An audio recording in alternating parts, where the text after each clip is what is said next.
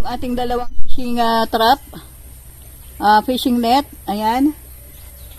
Parehas na may lagay na pamain. Ayan, binagyan ko na. At hinihintay ka na lang yung anak ko na dumating at pupunta na tayo sa dagat. Ayan, malapit lang naman.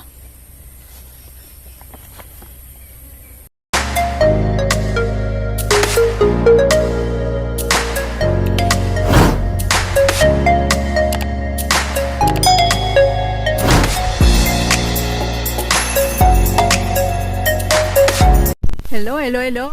Good afternoon, everyone watching. Ayan.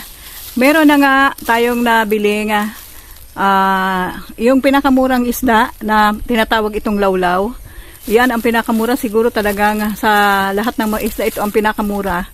Yan ang naisipan kong bilhin upang itry natin yung aking nabili sa online na fishing trap or fishing net na pang trap ng mga isda. Yan, try natin everyone. Tatadtarin ko muna ito at saka ipapasok natin sa loob gamit yung ating ginupit kong hindi na namin yung ginagamit na net or pang ano sa mosquito net natin, yung mosquitero kung tinatawag dito sa Bicol. Doon natin ibabalot ito at ilalagay natin sa loob ng ating pang fishing trap. Ayan, please watching everyone. Try natin kung anong mangyayari dito sa ating bagong biling galing sa online na fishing net. Ayan, ipapain natin itong lawlaw. Okay, dahil sa wala tayong nakakuhang hipon, pagtsagaan na natin itong isda na tinatawag na lawlaw. Try natin. Ayan, ito yung nabili natin na net. Ayan, ilalagay dito sa ilalim yung pamain. Ayan, dito ilalagay natin yung tinadtad na isda.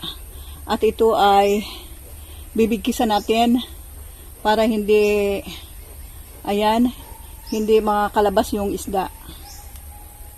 Ayan.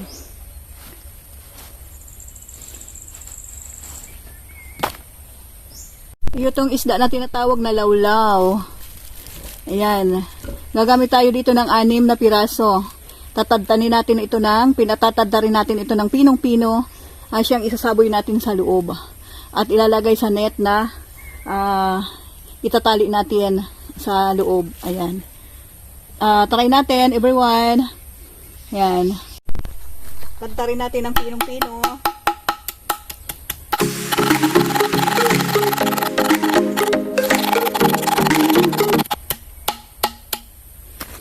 Ayan. At mamaya ay lulusong kami sa tubig. Andyan lang naman sa malapit dito sa aming baboyang walang amoy. Ayan yung pakita ko sa inyo, malapit lang naman dito sa amin ang dagat. Sobrang lapit. Ayan. Ilang lakad mo lang ang dagat sa amin. Kaya, hindi mahirap kapag pinagtiyagaan natin ang pagtataray kung paano tayo makakahuli ng isda para hindi na tayo bumili. Habang narito ako, pwedeng ipain naming mag-asawa yan sa baba. Ngayon, ang kasama ko yung bunso kong anak. Kasi nandyan. Yan ang kasama ko mamaya. Ayan, siya ang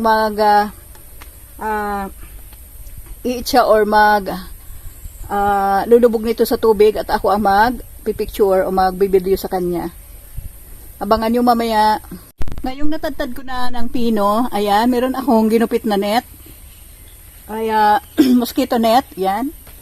Ilagay natin itong ating pain. Ayan. Pagkatapos ay tatalian natin.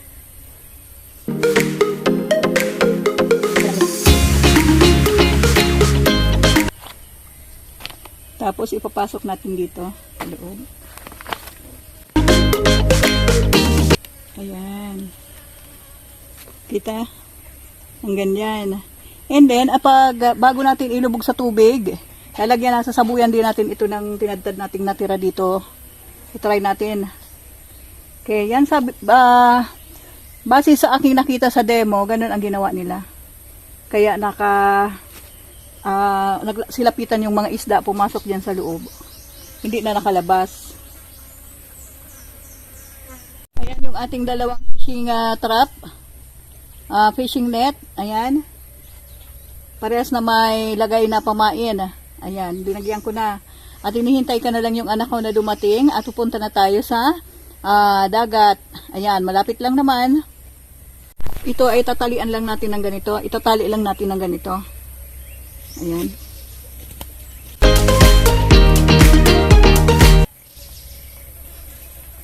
Ayan. Nakaready na. Ano dyan na yung aking anak na bunso. Ayan, nakaready na.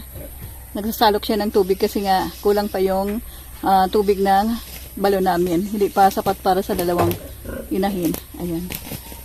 Okay. Ayan, papunta na kami sa tabing dagat. Kasama ko yung bunso ko.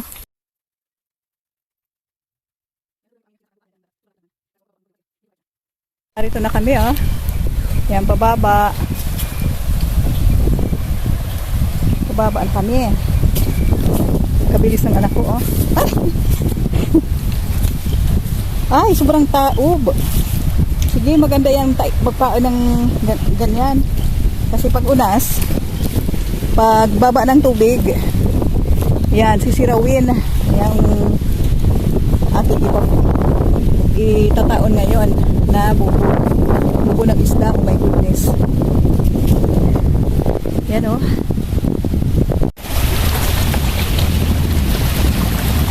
Ang bato sa gitna. Ayan, malaki yun. Para hindi tangayin ng alon.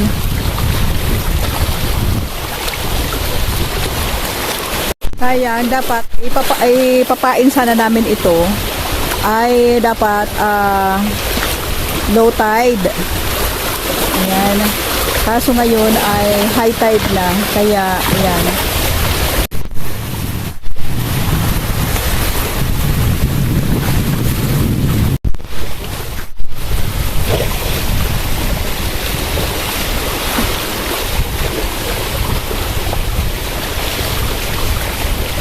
Uwi na kami, everyone. Mamayang 9 o'clock in the evening. Mamayang gabi na alas 9 or alas 10. Kukunin ng anak ko yan. Kasi ngayon nasa high tide pa. Pero paano na siya, oh? Pa-low tide na. Sige, uwi muna kami. At babalik na lang mamaya. Ayan, everyone. Mukhang mayaman ang nakabili nitong katabing lupa ng aming sinasaka. Ayan, oh. Napalinisan ka agad ng bako, oh. Ayan. Ito yung paglulunan. Oh. Grabe, ah. Kabilis. Ganyang kabilis talaga kapag may pera. Madali magpalinis, oh. Mukhang parang kalsada na. Ayan. Parang kalsada yata itong gagawin yata itong kalsada. Ayan, oh, ang haba. Sobrang lawak ng kanilang nalinis.